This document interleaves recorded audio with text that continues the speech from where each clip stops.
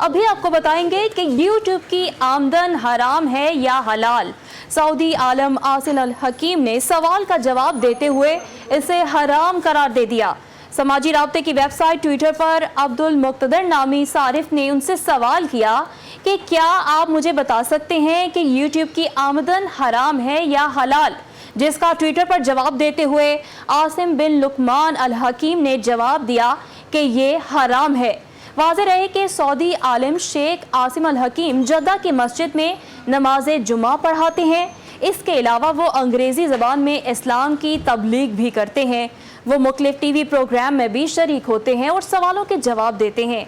वो Europe, Asia और मशरिक़ वस्ती मस्तर में भी लेक्चर्स देते हैं, जबकि यूट्यूब पर भी वो मौजूद हैं और टीवी प्रोग्राम्स में भी वो शरीक होते हैं, सवालों के जवाब देते हैं। यूरोप, एशिया और मशरिक़ वस्ती में लेक्चर्स भी देते हैं जो कि यूट्यूब पर मौजूद हैं। यूट्यूब की आमदन हराम है या हलाल, सऊदी आलम आसिम अल हकीम ने सवाल का जवाब देते हुए इसे हराम करार दे दिया।